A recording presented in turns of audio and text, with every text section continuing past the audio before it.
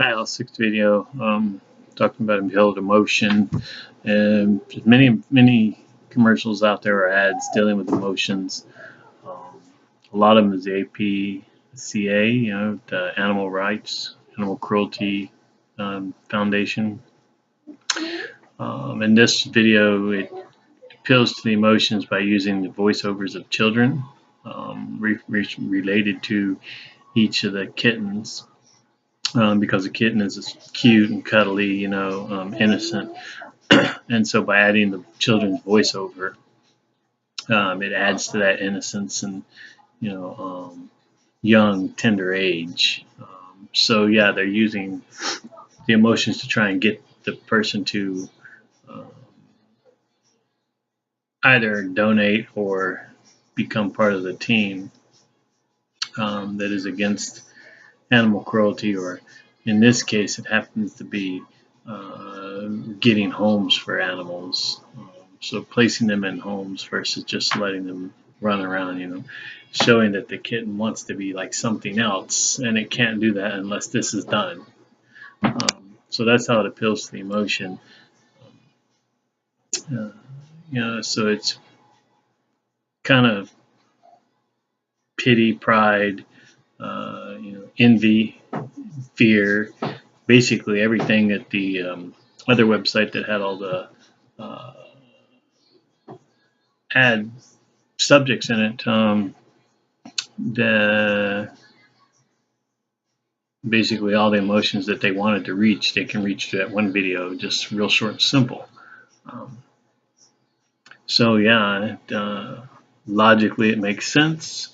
Because obviously, just like we want our kids to grow up and be the best they can be, so we give them, better home or better living, or we always say to have more than what we had or what we started with, and give them a better chance.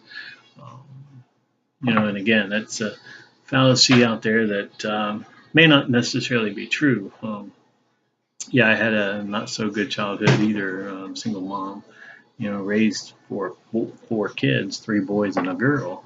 So yeah, it wasn't a prime example of a family, but I think that we take that into granted and we figure, well, if it's happened to me, then it could happen to my kids. So I want better for my kids. So some people are raised rich, and their kids are raised in that environment. So yeah, it's just the way it is.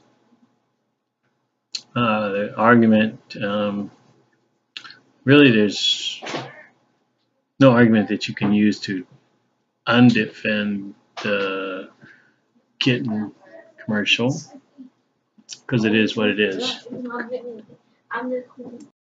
And if you think about the video, the fallacy, they use the emotion, but there's no real idea or word phrasing that brings out. It's just a nice quiet song, a few pictures with the kittens talking what they want to be when they grow up. So fallacy, of course, cats can't talk. So yeah, so that would be a fallacy right there. Points out big and day. Nobody would really understand that, or if they were watching it, it'd be, oh, that's cute, and then that's how the kids or parents would want to help out, send whatever help they can. So yeah, that would be a fallacy. That cats can't talk, even though it's a cute video. Yeah. For the second one, it's about genetics. Many of them you could use, but I just picked that one. The video is kind of a hit or miss on men and what men are supposed to be, or what men will always be, and that's the way I take on genetic advertisement. Once this will always be this. How this happened is always how it'll happen. It won't change. It's always going to be the same. once a liar, always a liar. You know, your dad was a drunk, so you're a drunk, and your kids are going to be a drunk, and you know, it just keeps going on and on. That's genetics. That's genetic advertisement. Um, like the website that we looked at was saying genetics is when we judge something as either good or bad on the basis of where it comes from or from whom it came.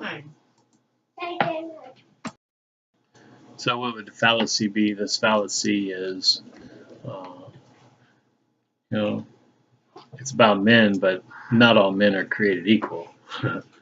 So just because someone says that you're an alcoholic, your father was, and your grandfather, and that makes you one, that's not the case. And you could argue both ways if you want to. Ultimately, you still have the choice. The individual has the choice of whether they want to do something or not. So in the video, it showed one of the girls, and I don't know their names because I don't really watch the cartoons, but I think they have some good insight into them. But if you think about what was said, all the guy said was, well, the girl said, "Are you going to algebra class?" And he said, "Yes, I'll see you there." And then she started crying and ran out the hallway and jumped out the window.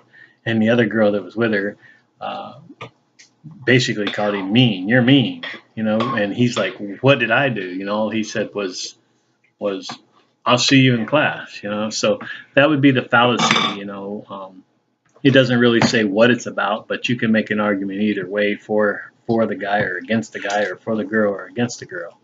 It doesn't really matter about that. It shifts the focus away from what it was intended to be.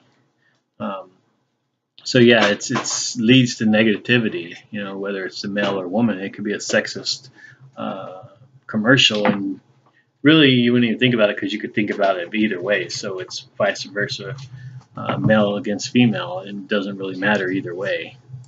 Like on the little example that they had for each of the fallacies. The example said, accused of on the 6 o'clock news of corruption and taking bribes. The senator said that we should all be very wary of the things we hear in the media because we all know how very unreliable the media is. Yeah, so there again, you know, it's one bad news report or one bad incident covered by the news, whether it's true or wrong or right or false, it doesn't matter. It's still all media is bad and negative.